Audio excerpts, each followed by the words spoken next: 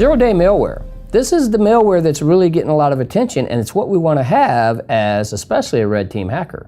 Because if we got zero-day malware, that means the malwares came out and it's released before we have a patch to fix the vulnerability.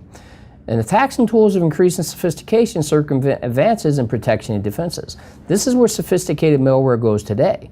But remember, we're on offense. So this is good. We like having malware that nobody can detect because that's our job on offense. Okay? So we develop highly successful exploitation techniques using zero-day. There's a lot of focus in zero-day malware, and from our red team hacking standpoint, we always want to frequent the zero-day malware sites so we get the latest and greatest to use in our attacks. What is it? It's a release of software that leverages a vulnerability previously unknown to the public. The challenge is defined publicly known. Some groups will know it before others, and the example GNU Citizen are full disclosure. That means as soon as they find a vulnerability, they'll release an exploit for it. They don't care if the vendor knows about it or not. The other term we have is responsible disclosure.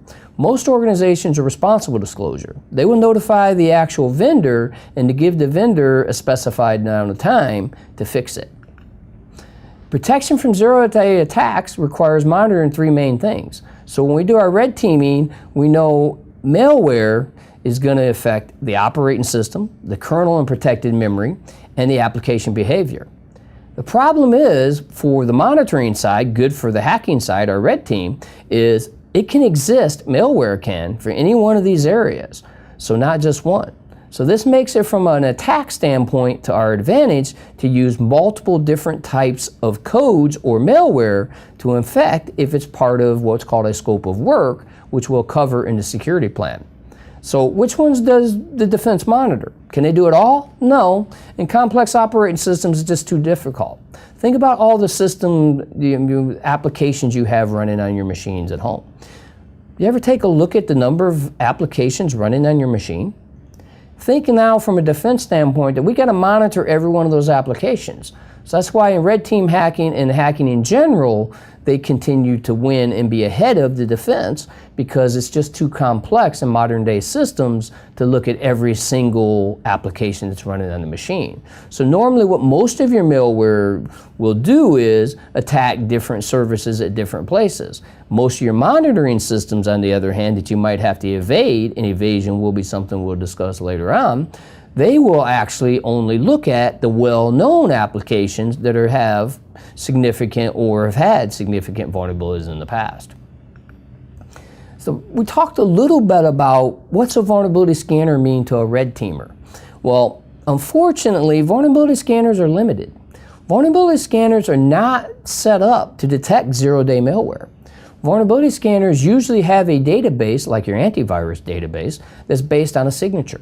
So if it has a signature, then it can detect what it's looking for. If it doesn't have a signature, it has a difficult time detecting it. So that's one limitation. Another limitation is a vulnerability scanner doesn't go through a filter. So if I'm doing attacking and different types of attacks, and I know there's a firewall, a router, or a filter in place, most vulnerability scanners aren't going to help me there very much. Okay? They only know what the tool knows.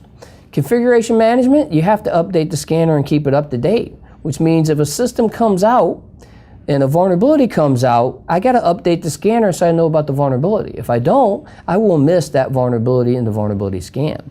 And they test the readiness and they perform a simulated attack. There are some good utility that a vulnerability scanner has, but there are highly specific vulnerabilities. Usually zero-day and new exploits are not part of vulnerability assessment tools. And another thing, a vulnerability scanner works best with credentials. If you give it credentials, then it can read what's actually configured on the host or the client machine because it can read the directory structure and look for the versions of software. And that's one other limitation of a vulnerability scanner. It's only going to look for the software in the known or default location.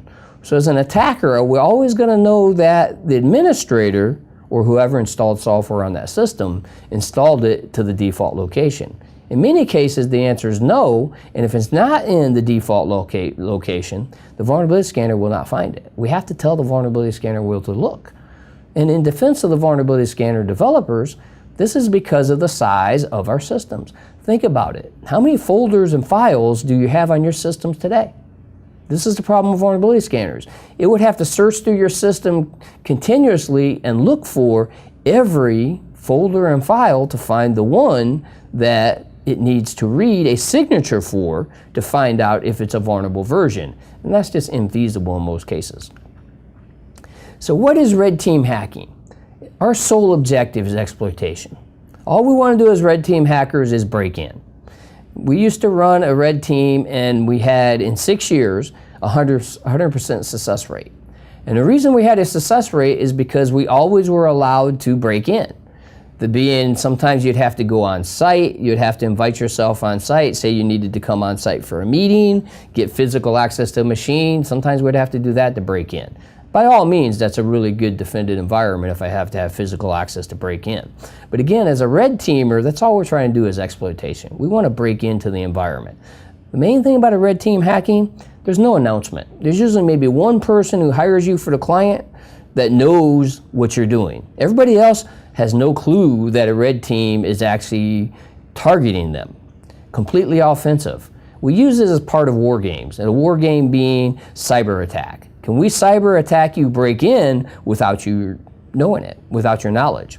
Most systems today have firewalls, they have monitors, they have all these great detection capability. A red teamer, our goal is to try to break in and see if your defenses detect us. And that's part of what we'll consider is called evasion and other types of scopes of work.